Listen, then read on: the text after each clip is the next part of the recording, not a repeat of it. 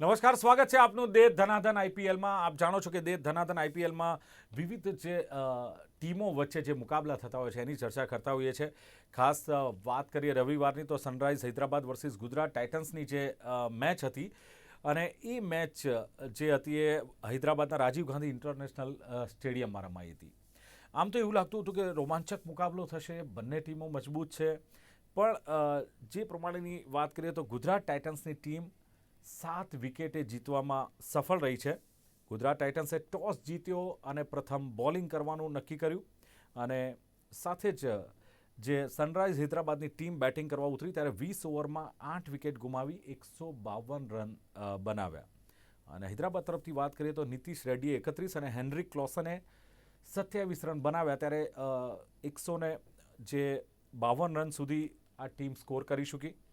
ગુજરાત ટાઇટન્સની વાત કરીએ તો ગુજરાત ટાઇટન્સ તરફથી જ્યારે બોલિંગ કરવામાં આવી એમાં ખાસ મોહમ્મદ સિરાઝે 4 વિકેટો લીધી, જ્યારે પ્રસિદ્ધ ક્રિષ્ના અને સાંઈ કિશોરે 2 વિકેટ લીધી હતી. 153 રનનો ટાર્ગેટ અને આ લક્ષ્યાંકનો પીછો કરતી ગુજરાત ટાઇટન્સની ટીમ જે શરૂઆતમાં જ ક્યાંક 16 રનના સ્કોર પર 2 વિકેટો ગુમાવી દીધી. 2 વિકેટો ગુમાવી ત્યારે ગુજરાત ટાઇટન્સ ચોક્કસ ક્યાંક ટેન્શનમાં આવી ગયું. પણ ત્યારબાદ જે બાજી સંભાળી છે શુભમન ગિલ અને વોશિંગ્ટન સુંદર, આ બંનેની જોરદાર બેટિંગ જોવા મળી અને જે શરૂઆતી ટેન્શન હતું એ ટેન્શન દૂર કર્યું. કારણ કે ત્રીજી વિકેટની જે પાર્ટનરશિપ છે એ પાર્ટનરશિપને આ મેચ સંપૂર્ણ ગુજરાત તરફ લાવવામાં આ પાર્ટનરશિપે ખૂબ જ એક આખી મેચ પલટી નાખી એવી ભાગીદારી બંને નોંધાવી અને ગુજરાત ટાઇટન્સે 153 રનનો લક્ષ્યાંક 16.4 ઓવરમાં માત્ર 3 વિકેટ ગુમાવીને આસાનીથી હાંસલ કરી લીધો. જેમાં શુભમન ગિલના 61 રન અને વોશિંગ્ટન સુંદરના 49 રન, મેં કહ્યું તેમ આ ભાગીદારી જીત માટે મહત્વની રહી. ગુજરાત ટાઇટન્સની વાત કરીએ તો આઈપીએલ 2025ની સિઝનમાં સતત જીતની હેટ્રિક નોંધાવી છે, તો હૈદરાબાદની ટીમ સતત ચોથી વાર હારી છે. આ એક મહત્વની વાત છે. ચર્ચા કરીશું કે હૈદરાબાદ અને ગુજરાત ટાઇટન્સ વચ્ચેની મેચ કેવી રહી, રોમાંચ કેટલો રહ્યો, સાથે જ ગુજરાતની બોલિંગની ચર્ચા કરીશું કારણ કે હૈદરાબાદને 152 સુધી સીમિત રાખી અને એ સિવાય શુભમન ગિલ, વોશિંગ્ટન સુંદરની ભાગીદારી વિશે પણ ચર્ચા કરીશું. મુંબઈ, ચેન્નઈ, હૈદરાબાદ જેવી ટીમો સતત નિષ્ફળ જઈ રહી છે, એની પાછળના કારણો અને સાથે જ હવે કયા એવા ખેલાડીઓ છે કે જે પ્રેક્ષકોને મેદાન સુધી લાવશે, આ તમામ ચર્ચા કરીશું. ચર્ચા કરવા માટે મારી સાથે ઉપસ્થિત છે જાણીતા સ્પોર્ટ્સ એક્સપર્ટ અશોક મિસ્ત્રી ઉપસ્થિત છે. અશોકજી, સ્વાગત છે આપનું દે ધનાધન આઈપીએલમાં. Thank you so much. દર્શક મિત્રો, અશોકજી સાથે ચર્ચા કરીએ પહેલા એક નજર કરીએ રિપોર્ટ પર. ગઈકાલે હૈદરાબાદમાં રમાયેલ ગુજરાત ટાઇટન્સ અને સનરાઇઝ હૈદરાબાદ વચ્ચેની મેચ ગુજરાત ટાઇટન્સે 7 વિકેટે જીતી લીધી હતી. ટોસ જીતીને ગુજરાત ટાઇટન્સે ફિલ્ડિંગ પસંદ કરી હતી અને હૈદરાબાદને બેટિંગ આપી હતી. હૈદરાબાદ 8 વિકેટે માત્ર 152 રન જ બનાવી શક્યું હતું. ગુજરાત ટાઇટન્સ તરફથી મોહમ્મદ સિરાજે 4 વિકેટો ઝડપી હતી. ગુજરાત ટાઇટન્સે 153 રનનું લક્ષ્યાંક 16.4 ઓવર્સમાં પૂર્ણ કર્યું હતું. હૈદરાબાદ તરફથી નીતિશ રેડ્ડીએ 31 રન બનાવ્યા હતા અને ગુજરાત ટાઇટન્સ તરફથી શુભમન ગિલે 61 રન બનાવી પોતે અણનમ રહ્યો હતો. 4 વિકેટ ઝડપનાર મોહમ્મદ સિરાજને પ્લેયર ઓફ ધ મેચ જાહેર કરાયો હતો અને પોઈન્ટ ટેબલ પર ગુજરાત ટાઇટન્સ હવે બીજા ક્રમે પહોંચ્યું છે, જ્યારે હૈદરાબાદ 10મા ક્રમે છે.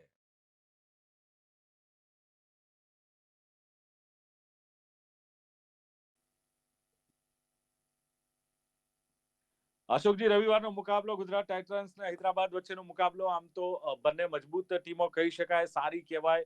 શું કેવું છે કે આ મેચ પહેલા તો કેવી રહી? કારણ કે મેં કહ્યું તેમ સારી ટીમો, મજબૂત ટીમો વચ્ચેનો જે મુકાબલો હતો, રોમાંચક કહી શકાય કે કેમ? આમાં તમારી વાત બિલકુલ સાચી છે. પહેલી વસ્તુ તો રવિવાર હોય એટલે લોકોને ચોગ્ગા છગ્ગાની રમઝટ જોવી હોય, મોટા સ્કોરિંગની મેચો જોવી હોય, 3 કલાક સ્ટેડિયમ પર બહુ સારી રીતે વિતાવવાનો સમય જોઈતો હોય. એ બધાની રીતે આપણે જોઈએ તો અહીં આગળ એટલી બધી રોમાંચક મેચ ના બની. બીજી એક વસ્તુ એ પણ છે કે બંને ટીમો જ્યારે મજબૂત હોય ત્યારે બહુ જ મોટો સ્કોર થવાની શક્યતા પણ ઘણી વખત ઓછી થતી જાય, સીમિત થાય છે. એ ગઈકાલે જોવા મળ્યું. જે પ્રમાણે હૈદરાબાદની ટીમ સતત હારે છે, સાયકોલોજીકલ દે આર ડાઉન, અને એનો પૂરેપૂરો ફાયદો જેને કહેવાય કે ગુજરાત ટાઇટન્સે ઉઠાવ્યો પોતાની બોલિંગથી. અને એમણે ટોસ જીતીને એમને ખબર હતી કે ભાઈ અમારું જે પ્લસ પોઈન્ટ છે, અમારો જે સ્ટ્રેન્થ છે, એ અમારી સ્ટ્રેન્થ અમારી બોલિંગ છે. એટલે એમણે એમની બોલિંગની સ્ટ્રેન્થ ઉપરથી કહ્યું કે ઓકે સામેની ટીમ કેટલા રન કરશે, 200 કરશે, 250 કરશે, કારણ કે આ તો બહુ મોટી ટીમ છે. આઈપીએલ 2025માં સૌથી વધારે સ્કોર બનાવનાર ટીમ છે આ હૈદરાબાદની ટીમ, એટલે સાદી ટીમ તો છે નહીં. એટલે ક્યાંક બધાને એમ હતું કે ચલો એક મોટો સ્કોર મૂકશે, પછી એને ચેસ કરવામાં સારી રીતે આપણે એનું રણનીતિ બનાવી શકીએ. પણ જે રીતે મોહમ્મદ સિરાજની બોલિંગ આવી, કારણ કે તો લોકલ બોય છે, હૈદરાબાદનો છોકરો છે, અને એ ત્યાં આગળ જ એટલી જબરજસ્ત અને ફાયરી બોલિંગ કરી છે. બીજી બહુ અગત્યની વાત અહીંયા ઉમેરવાનું મન થાય છે કે પરસેવાનો ઉપયોગ અથવા તો લાળનો ઉપયોગ ને એ બધી જે બાબતો છે કે જે બોલ ઉપર લગાવવા માટેની છૂટ આપવામાં આવી છે. મોહમ્મદ સિરાજનો એક ઇન્ટરવ્યુ મેં જોયો હતો, એમણે કહ્યું કે એનાથી અમારી બોલિંગમાં નિખાર આવ્યો છે. પહેલા જ્યારે કોરોનાના સમયમાં પરસેવો અથવા તો લાળ એ બંને વસ્તુનો ઉપયોગ પ્રતિબંધ મૂક્યો હતો.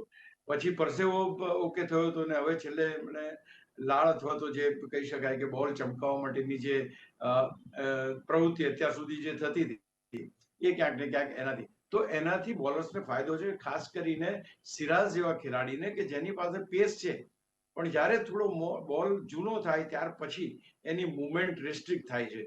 તો એ આ વસ્તુ કરવાને કારણે એની બોલિંગમાં ઘણો નિખાર આવ્યો છે અને એને એનો ફાયદો મળ્યો છે. હવે એક ફાયદો ગઈકાલે જોવા મળ્યો, સીધી 4 વિકેટો એને લીધી અને કમર તોડી નાખી હૈદરાબાદની. એમ કહી શકાય ફાયરી બોલિંગ હતી, જબરજસ્ત, જેને કહેવાય કે પેસ પણ હતું, વેરિએશન પણ હતું, અને હી વોઝ ડેડલી. તો હું માનું છું કે સૌથી મોટી વાત એની જે 4 વિકેટ લીધી અને પછી જે સન્નાટો ફેલાઈ ગયો, એ ક્યાંક લોકોને શું કહેવાય કે જે લોકો ચોગ્ગા છગ્ગાની રમઝટની આશા લઈને આવ્યા હતા, મેદાન થોડું નાનું છે, એડવાન્ટેજ બેટ્સમેન છે, તો એ ક્યાંક જોવા ના મળ્યો. અરે 152 રન ટીમ કરી શકી. ત્યાર પછીનું જે ચેઝ હતું એ બી બહુ ઇન્ટરેસ્ટિંગ થયું.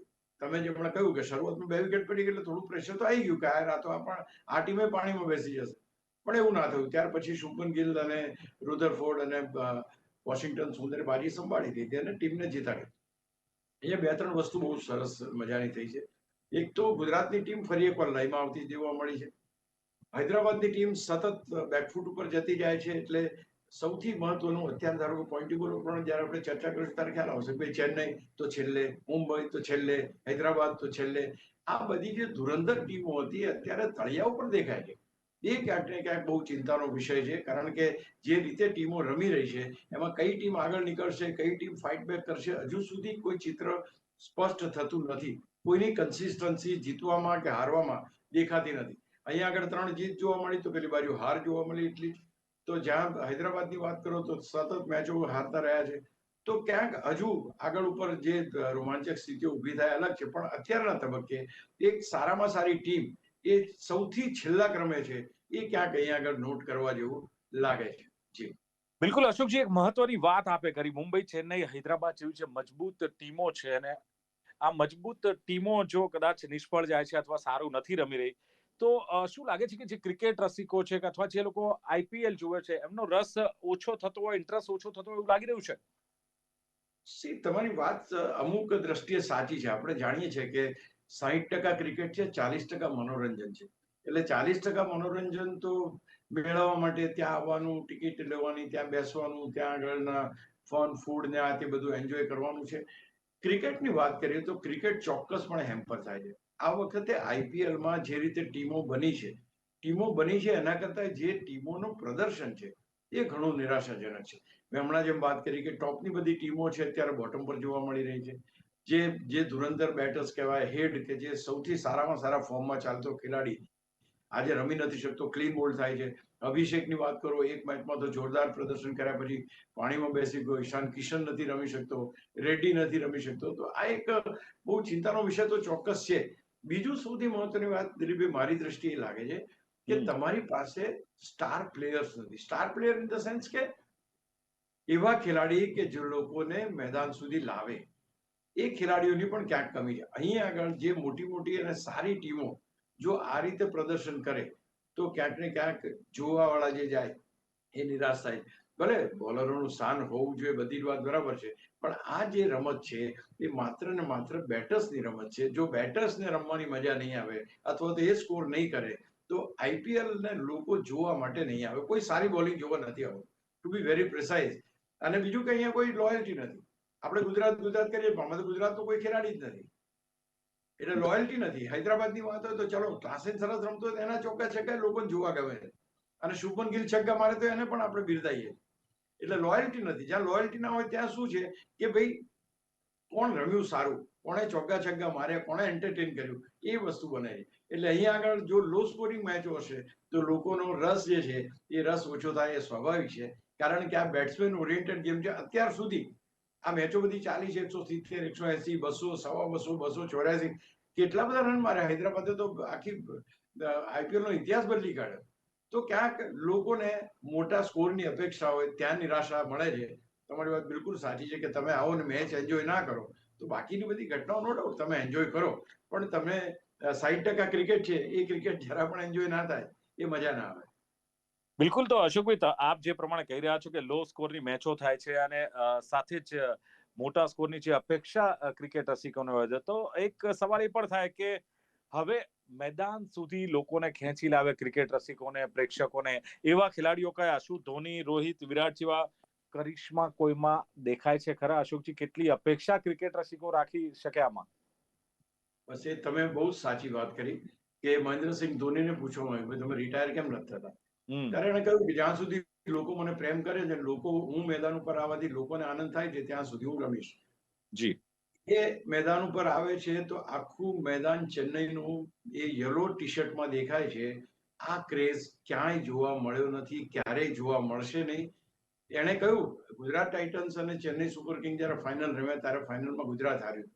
તે વખતે એને પૂછવામાં આવ્યું શુભમન ગિલને કે ભાઈ શું થયું આ બધું? તો એ કહે છે કે ભાઈ હવે મારી ગુજરાતની મેચ છે, આટલી બધી ટી શર્ટ બધી અમારી પહેરવી જોઈએ, એને બદલે આખા મેદાનમાં તમામે તમામ દર્શક યલો ટી શર્ટ પહેરીને આવે છે. કે ગુજરાતમાં મેચ છે, અમદાવાદમાં મેચ છે અને ટી શર્ટ બધે યલો દેખાય તમને. તો આ ક્રેઝ જોવા મળવો મુશ્કેલ છે. Let us be very Frank. બીજું, વિરાટ કોહલી, એનું જયારે બેંગ્લોરની મેચ હતો ભલે 5 રન બનાવે કે 50 રન બનાવે, મેદાન પર ઉતરે એનો ક્રેઝ છે, એને જોયાનો ક્રેઝ છે, ફિલ્ડિંગમાં બોલ રોકે એનો ક્રેઝ છે. તો આ જે કરિશ્મા છે, આ જે એનો એક એનું કેરેક્ટર એને બિલ્ડઅપ કર્યું છે, પ્રેઝન્સ કહેવાય છે, ગ્રાઉન્ડ પ્રેઝન્સ, એ ગ્રાઉન્ડ પ્રેઝન્સ આપનાર ખેલાડીઓ હવે મળવા મુશ્કેલ છે.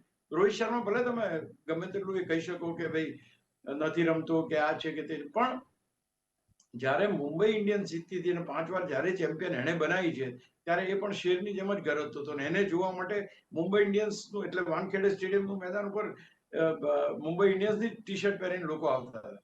એટલે આ વસ્તુ બહુ અગત્યની છે. જો તમે આ પ્રમાણે સારા ખેલાડીઓ તૈયાર નહીં કરો અથવા તો જે નવી જનરેશન આ ધુરા સંભાળી નહીં શકે એ જોવા જઈએ તો અત્યારના તબક્કે કોઈ એવો ખેલાડી તમને એમ નહીં કહો કે તમે આજે મેં ગિલને જોવા જઈએ. તમે કોઈ પણ જગ્યાએ તમે એ કરો તો બધા કહે છે કે આજે કોહલીની મેચ છે, આજે ધોનીની મેચ છે, આજે રોહિત શર્માની મેચ છે. હા, કંઈક અંશે હાર્દિક પંડ્યાએ એ સ્થાન મેળવ્યું હતું, પણ જ્યારે એનો જે કેપ્ટનશીપ એને બદલીને ત્યાર પછી જે લોકોમાં અપ્રિય થયો, ત્યાર પછી એને પણ જોવા માટે લોકો મેદાન પર આવે એવી શક્યતાઓ ઘટી ગઈ છે.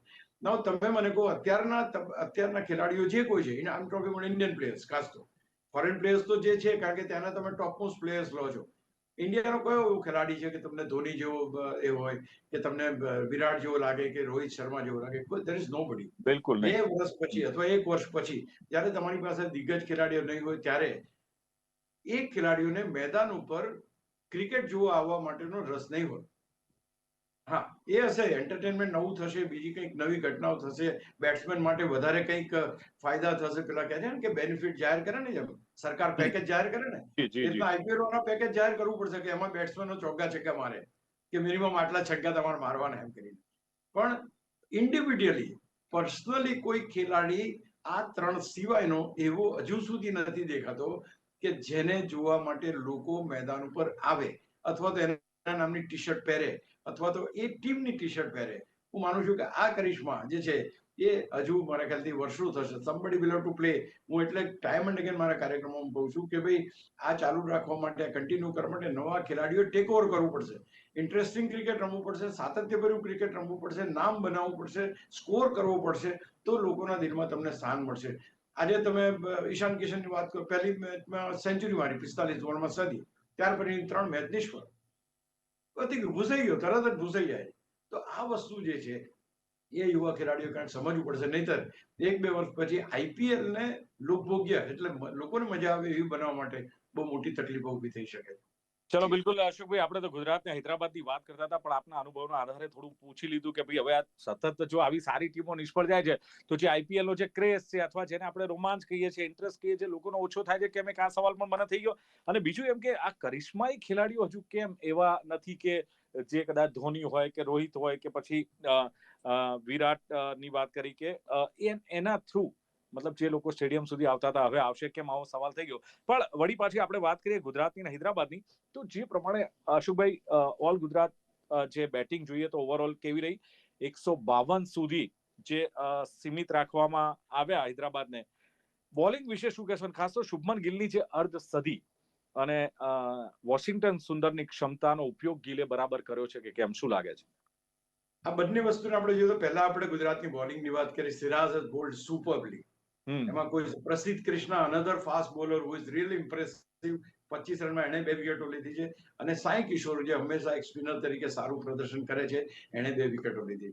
સૌથી મોટો ચિંતાનો વિષય ગુજરાત ટાઇટન્સ માટે જો જણાતો હોય તો રાશિદ ખાન છે કે વિશ્વનો સૌથી સારામાં સારો સ્પિનર એ છેલ્લી 3 મેચોમાંથી એક પણ મેચમાં વિકેટ લઈ શક્યો નથી.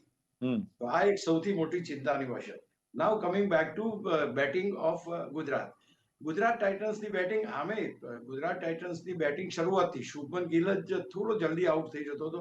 Otherwise Sai Kishore was playing well. અને ત્યાર પછી બટલર પણ ફોર્મમાં આવ્યો હતો. રુધરફોર્ડ પણ સારું રમતો થયો. એટલે ગુજરાત ટાઇટન્સ ફરી એકવાર જે વિજેતાની લય હોય, જે થોડા વખત પહેલા જે ટીમ જીતી હતી, ચેમ્પિયન બની, I think they are going towards that. અને બીજું શુભમન ગિલની જે રમત હતી, I think that was the most important. કારણ કે સાઈ કિશોર સારા રન મારે છે, તમારી પાસે બાકીના ખેલાડી પણ.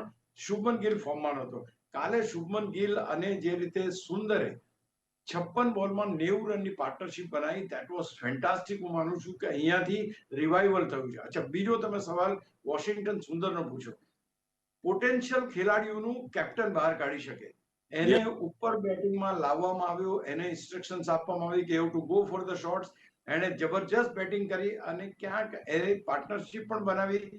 અને વોશિંગ્ટન સુંદર જે 7મા-8મા ક્રમે આવીને 1-2 રન બનાવતો હતો, એકાદ વિકેટ લેતો હતો, ટીમમાં એનું પોતાનું યોગદાન નહોતું, એ ખેલાડીને તમે હીરો બનાવ્યો છે કારણ કે એને થોડો ઉપર રમાડ્યો. I think full marks to Shubman Gill અને મેનેજમેન્ટ કે વોશિંગ્ટન સુંદરને તમે એક સારો ક્રિકેટર અથવા તો આ પ્રકારની ચેલેન્જ લે અને ચેઝ કરવા માટેનો સારો ક્રિકેટર બનાવવામાં સફળ થયા. ગઈકાલે જે એમણે બેટિંગ કરી, દેટ વોઝ ફેન્ટાસ્ટિક. ત્યાર પછી તમારી પાસે એક રુધરફોર્ડ કરીને ખેલાડી આવે છે. નાઉ ધીસ પર્ટિક્યુલર ખેલાડી એ બી જબરજસ્ત છે.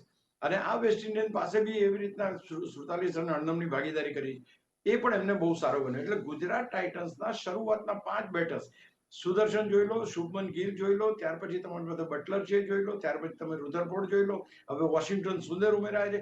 6-7 ખેલાડીઓ સુધી મજબૂત બેટિંગ જોવા મળે છે. અને એની બોલિંગ પણ સારી, કારણ કે એની પાસે મેં કહ્યું પ્રમાણે સિરાજ છે, ઈશાંત શર્મા છે, પ્રસિદ્ધ કૃષ્ણા છે, આ બધા ખેલાડીઓ. અહીંયા હવે ધીમે ધીમે ગુજરાત ટાઇટન્સ એના ઓરિજિનલ રંગમાં આગળ આવતી રહે. હવે રંગ એનો કેવી રીતના પકડી રહેશે? તો સતત જીતવા લાગી છે. હવે સતત જીતવા લાગી હોય જે ટીમ, એટલે એના ખેલાડીઓ પણ લોકપ્રિય બને. આજે શુભમન ગિલ ફરી હજુ એક બીજી અહીંયા એડ કરીશ કે શુભમન ગિલ પાસે કરિશ્મા કહો કે તમે જે છે એવું વ્યક્તિત્વ છે કે એ જો ખેલાડી રમે સારું અથવા તો સાતત્ય થોડું જાળવી રાખે તો એને જોવા લોકો મેદાન ઉપર આવે એવી શક્યતા. એટલે ગુજરાત ટાઇટન્સ ફરી એકવાર ડ્રાઈવર સેડલમાં આવી ગઈ છે અને they are doing very fine job. અત્યારે તો નંબર 2 ઉપર આવી ગઈ છે. આગળ ઉપર પણ આપણે જોઈશું કે ભાઈ આ ટીમ પાસે પોટેન્શિયલ છે. બોલિંગ સારી છે, બેટિંગ સારી છે, કેપ્ટનશિપ સારી છે. અને હવે ઓવરઓલ ટીમનું જે બોન્ડ છે એ બોન્ડ ક્યાંક દેખાઈ રહ્યું છે. આઈ થિંક ગુજરાત પાસે હવે પોટેન્શિયલ એમ કહી શકાય કે હા, આ ટીમ ફરી એકવાર ચેમ્પિયન બની શકવાની ક્ષમતા ધરાવતી ટીમ તરીકે મારી દ્રષ્ટિએ આવી રહી છે. જી બિલકુલ. અને અશોકજી વાત કરીએ તો ખાસ કરીને શું લાગે છે કે પોઈન્ટ ટેબલની સ્થિતિની વાત કરીએ તો ગુજરાત ટાઇટન્સ મજબૂત ક્યાંક પોઈન્ટ ટેબલ પર દેખાઈ રહ્યું છે, હૈદરાબાદ ક્યાંક નબળું દેખાઈ રહ્યું છે. પોઈન્ટ ટેબલની સ્થિતિને લઈને શું કહી શકશો અને હજુ કેવો ફેરફાર આવી શકે અશોકજી? દિલ્હીની ટીમ નંબર 1 પર છે. એની પાસે બધી જ મેચો છે, જીત્યા છે. So they are right on the top 6 point સાથે. અને ગુજરાત ટાઇટન્સના પણ 6 પોઈન્ટ છે, પણ એમાં એક મેચ એ લોકો હાર્યા છે, એટલે 2. ત્યાર પછી આરસીબી, પંજાબ, કલકત્તા, લખનઉ અને રાજસ્થાન રોયલ, આ તમામે તમામ ટીમોના 4-4 પોઈન્ટ છે. 4 પોઈન્ટ એટલે એક સરખા બધાના પોઈન્ટ છે, પણ આ બધા એકબીજાથી અલગ નેટ રન રેટથી પડેલા છે. કોઈ નેગેટિવ રન રેટ છે, કોઈનો પોઝિટિવ રન રેટ છે. એ પ્રમાણે જોવા જઈએ તો આ જે 5 ટીમો છે એ 4 પોઈન્ટ ઉપર છે. અને છેલ્લા ક્રમે એમઆઈ, મુંબઈ ઇન્ડિયન્સ 8મા ક્રમે છે, પછી સીએસકે 9મા ક્રમે છે, અને એસઆરએચ કે જે ગયા વખતની રનર્સ અપ ટીમ એ છેલ્લા ક્રમે છે. ફેરફારોની તમે વાત કરી તો એક જ મેચ જે જીતશે તો ફટાક કરીને 6 પોઈન્ટ થશે. અહીંયા એક બહુ સારામાં સારું છે, તમારી પાસે 4 પોઈન્ટ વાળી 5 ટીમો છે. એ ટીમ જીતે છે તો 6 પોઈન્ટ થાય છે, અને સારા નેટ રન રેટથી જીતે છે તો એ નંબર 1 પણ બની શકે છે, નંબર 2 પણ બની શકે છે, નંબર 3 પણ બની શકે છે. તો અહીંયા આગળ એટલું બધું પ્રવાહી અત્યારે જે કહેવાય ને કે પોઈન્ટ ટેબલ લાગી રહ્યું છે, પણ રોમાંચ યથાવત છે, કારણ કે નીચેની 3 ટીમો મુંબઈ, સીએસકે, હૈદરાબાદ, એમાં ખાસ કરીને હૈદરાબાદ અને મુંબઈ, આ બંને ટીમોનું પોટેન્શિયલ એ ક્યાંક ટોચની 5 ટીમોમાં આવવાનું છે. હજુ પણ ભલે અત્યારે તળિયે છે, છતાં પણ આ બંને ટીમો ફરીથી રિવાઇવ થઈ શકે છે, અને એ ટૂંક સમયમાં આપણને જોવા મળી શકે છે. બાકી ઉપર ઘમાસાણ જે છે એ ઘમાસાણમાંથી ઘણા બધા મોટા અત્યારે જે ટોપ પર દેખાય છે એ થોડા દિવસ પછી આપણને બોટમ પર પણ દેખાઈ શકે છે. જી બિલકુલ, પણ બોટમ પર જે હોય ને એ ટોપ પર દેખાય એવી કેટલી શક્યતા આપને લાગે છે? આપણે કહ્યું કે 4 ટીમો એક સરખા પોઈન્ટ સાથે છે, એમાંથી કઈ ટીમો એવી છે કે જે કદાચ પોઈન્ટ ટેબલ પર આગળ આવી શકે એવું લાગે છે? નહીં, આરસીબી છે. RCB is very good team. Punjab is doing very well. Punjab બહુ જ સારું કરે છે. 3માંથી એક જ મેચ એ લોકો હારે છે, એટલે એ ટીમ સારી છે. કલકત્તા ગયા વખતની ચેમ્પિયન ટીમ છે, એ પણ 4 પોઈન્ટ ઉપર છે. પછી લખનઉ છે, આ વખતે લખનઉ પણ સારું જીતી છે, એટલે એની ઉપર આશા છે. રાજસ્થાન રોયલ સંજુ સેમસનના કેપ્ટનશીપ પછી એ પણ ફોર્મમાં આવી ગઈ છે. તો આ બધી જ મેચો જે છે, આ બધી ટીમો જે છે સારી છે, અને તે ટોચની ટીમો બની ચૂકી. પણ હું ખાસ કરીને એવી તળિયાની ટીમની વાત એટલા માટે કરું છું કે જે રીતે હૈદરાબાદ છે, તો હૈદરાબાદ પાસે એવું પોટેન્શિયલ છે, ફરી એકવાર જો ફોર્મમાં આવે તો કંઈ પણ કરી. મુંબઈ ઇન્ડિયન્સ, જે ઘટના, જે પરિસ્થિતિઓ અત્યારે છે, એમાં જે દાંટ પડી છે, સોશિયલ મીડિયા ઉપર જે રીતે થયું, એ ટીમમાં ફરી પાછા આવવાની ક્ષમતા છે. મને યાદ છે કે એક વખતે મુંબઈ ઇન્ડિયન્સની ટીમ છેક તળિયે હતી, અને એ વર્ષે એ ટીમ ચેમ્પિયન બની હતી. એટલે આ 2 ટીમો ઉપર આવવાનો પ્રયત્ન કરે છે, જ્યારે બાકીની જે 5 ટીમો છે 4 પોઈન્ટ વાળી, એને પોતાનું અસ્તિત્વ ટોપ 4માં ટકાવવા માટે અથવા તો ત્યાં આવવા માટે બહુ જબરજસ્ત સંઘર્ષ કરવો પડશે, કારણ કે જેવી જેવી ટીમો ફોર્મમાં આવતી જશે, મુંબઈ ઇન્ડિયન્સ છે કે પછી હૈદરાબાદ છે, એ તમને ક્યાંક ને ક્યાંક નડવાની તો છે જ આગળ. બિલકુલ. તો દર્શક મિત્રો, જે પ્રમાણે ખાસ ચર્ચા થઈ ગુજરાત ટાઇટન્સ અને હૈદરાબાદ વચ્ચેની મેચમાં, ને એમાં જે અશોકજીએ કહ્યું કે રવિવારે આમ જનરલી એવું હોય છે કે એન્જોય ક્રિકેટ રસિકોનો હોય કે એવી મેચ જોવા મળે કે જેમાં ચોક્કા છક્કા જોવા મળે. પણ અશોકજીએ કહ્યું કે એટલી ચોક્કા છક્કા વાળી મેચ નહોતી, પણ હૈદરાબાદની ટીમની જે નબળાઈ હતી, ગુજરાત ટાઇટન્સની ટીમે એ નબળાઈનો ફાયદો ઉઠાવવાનો પ્રયાસ ચોક્કસ કર્યો, એટલે અશોકજી કહ્યું ટોસ જીતીને બોલિંગ જેની સ્ટ્રેન્થ હતી, એટલે કે ગુજરાત ટાઇટન્સની બોલિંગ લીધી, અને મોહમ્મદ સિરાજે 4 વિકેટો લીધી. હૈદરાબાદ બેટર્સને પેવેલિયન ભેગા કર્યા, અને સાથે જ ગુજરાતની ટીમની વાત કરી કે હવે લયમાં આવતી દેખાઈ રહી છે ક્યાંક. હૈદરાબાદની ટીમ બેકફૂટ પર જઈ રહી છે, અને અશોકજીએ જે પ્રમાણે વાત કરી કે જે બેટિંગ ગુજરાત ટાઇટન્સની છે એ સારી છે. ગિલની પણ એમણે વાત કરી કે વોશિંગ્ટન સુંદરની ક્ષમતાનો બહુ જ સરસ ઉપયોગ કપ્તાન ગિલ કરી રહ્યા છે, અને ગુજરાત ટાઇટન્સ અત્યારે એવું પરફોર્મન્સ આપી રહ્યું છે કે એક એમણે કહ્યું કે ચેમ્પિયનને છાજે તેવું પરફોર્મન્સ છે, અને ફરી ચેમ્પિયન બની શકે એવી શક્યતાઓ ક્યાંક દેખાઈ રહી છે. એવું પરફોર્મન્સ હાલમાં તો એમનું કેવું દેખાઈ રહ્યું છે. એક ચિંતા અશોકજીએ સરસ જતાઈ છે કે ક્યાંક જે સારા ખેલાડીઓ છે, પ્રેક્ષકોને સ્ટેડિયમ સુધી લાવે એવા ખેલાડીઓ, કે જે ધોની છે કે રોહિત છે કે વિરાટ, એ ખેલાડીઓની જરૂર હજુ પણ છે. એવો કરિશ્માઈ ખેલાડીઓ ક્યાંક ઓછા દેખાય છે, અને સારી ટીમો નથી રમી રહી. મુંબઈ, ચેન્નઈ, હૈદરાબાદ એ ચિંતાનો વિષય છે, પણ અપેક્ષા છે કે હજુ આવનારા દિવસોમાં આઈપીએલ 2025ની જે ટીમો છે એવી રમશે કે લોકોને રોમાંચ પણ બરકરાર રહેશે. ચર્ચાનું સમાપન કરીએ છીએ, અને ચર્ચામાં ભાગ લેવા બદલ અશોકજી ઉપસ્થિત રહ્યા, ખૂબ ખૂબ આભાર. Thank you very much. તો દર્શક મિત્રો, દે ધનાધન આઈપીએલમાં હતી ચર્ચા ગુજરાત ટાઇટન્સ હૈદરાબાદ વચ્ચેની મેચની. ફરી એક ચર્ચા સાથે મળીશું સાંજે 5:30 કલાકે. ત્યાં સુધી જોતા રહો દે ધનાધન આઈપીએલ. નમસ્કાર.